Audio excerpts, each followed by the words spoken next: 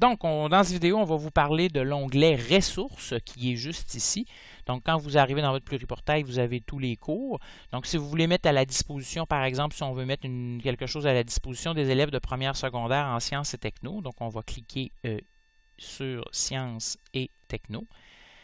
Et là, il va nous amener pour le groupe de sciences et technologies. Et nous, on va cliquer sur l'onglet Ressources. Je vous rappelle, pour que vous puissiez utiliser l'onglet Ressources, vous devez absolument avoir créé auparavant un plan de cours. Il y a une autre vidéo qui explique comment faire si vous ne l'avez pas déjà fait. Donc, on peut mettre à la disposition des élèves des pages d'information. Donc, par exemple, vous voulez donner des consignes pour un cours précis, vous êtes au laboratoire d'informatique puis vous ne voulez pas prendre 15 minutes pour expliquer, vous pouvez mettre une série de consignes dans pages d'information. Mais ce sur quoi je veux parler aujourd'hui, c'est pour les fichiers, donc les corrigés que vous voulez donner aux élèves, mais sans les imprimer. Eux, ils voulaient qu'ils les regardent dans leur ordinateur, et les liens web. Donc, si vous voulez mettre à la disposition des fichiers et des liens web, présentement, il n'y en a pas. Pour qu'il apparaisse des choses ici, il faut retourner dans Plan de cours. Et dans Plan de cours, vous avez Ressources ici. Et là, à Ressources, vous pouvez créer des pages d'information, des fichiers ou même des questionnaires et des liens web. Donc, questionnaire, c'est un peu le genre de sondage que je vous ai déjà fait faire, par exemple, pour la date du bal des finissants. Donc, page d'information, c'est pas ça que je voulais dire, je m'excuse. On va aller à Fichier. Si je veux ajouter un fichier, donc je clique sur Ajouter un fichier. Les fichiers doivent être auparavant sur votre porte-document dans votre pluriportail. Sauf que le système a prévu le coup, tu peux le faire ajouter maintenant. Donc, tu fais sélectionner un fichier et moi je vais prendre sur le bureau, moi je veux que mes élèves aient accès à une page titre. Alors, je fais choisir. Le fichier vient de se télécharger dans mon porte-document, il est là. Si je veux le rendre à la disposition des élèves, je clique dessus et je fais « Joindre » pour le joindre à mon plan de cours. C'est la logique du mot « joindre ». Et là, on a l'opération et on voit dans les fichiers accessibles, on a la page titre. OK? Et je vais vous montrer une petite fonctionnalité. Vous dites, oui, mais j'ai-tu réussi mon coup? Ça a-tu vraiment marché? Je doute de mes capacités. Mais si c'est écrit là, normalement, ça devrait marcher. C'est écrit publié. Ça ne devrait pas être un problème, mais pour être vraiment, vraiment sûr. Donc, vous pouvez aller voir l'onglet Ressources. Et là, l'onglet Ressources, je vais dans le fichier. Il est là. Oui, mais les élèves, eux autres, ils le voient-tu vraiment? Les élèves, eux autres, le voient-tu vraiment? Vous avez juste à aller dans votre liste d'élèves. Et quand vous cliquez sur le nom d'un élève, vous allez entrer dans son portail à lui. Vous allez être comme si, mettons que je suis Derek Baudouin, je vais faire comme si j'étais Derek Baudouin. Donc là, voyez-vous, je personnifie l'élève Derek Baudouin. Donc, je vois le pluriportail de Derek Baudouin.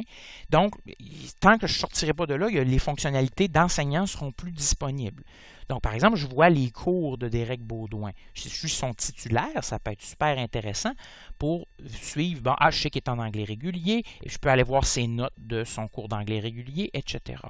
Mais aussi, ce que je peux faire, là, on était en sciences, alors je vais aller en sciences. Donc, là, je fais comme si j'étais Derek. Bon, Derek, il va aller chercher la page titre parce que son prof il a dit d'aller la chercher. Alors, il va cliquer sur Ressources et non, c'est vrai, on est à page d'information. Il faut aller dans les fichiers.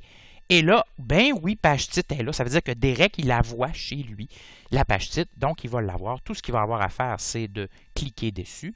Et ça va se télécharger. Donc, voyez-vous, moi ici, mon document téléchargement, il est là. J'ai juste à cliquer dessus. Et poum, la page titre vient d'ouvrir. Et je peux la modifier pour remettre mon rapport de laboratoire. Alors, voilà, c'est comme ça qu'on peut mettre un fichier. Je vous avais dit aussi que j'allais vous montrer comment mettre un lien Internet. Donc, par exemple, supposons que je veux mettre à mes élèves de secondaire 1 le lien du pluriportail. Donc, je vais ici le copier et je vais venir dans les plans de cours toujours.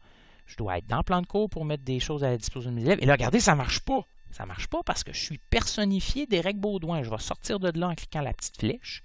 Et là, je vais redevenir enseignant. Et là, je vais pouvoir choisir mon cours de sciences et techno de cette première secondaire. Et je vais aller à plan de cours. Et dans les ressources, je vais aller vers lien web. Et là, ben, je mets le titre, pluriportail. Je mets le lien qui est là.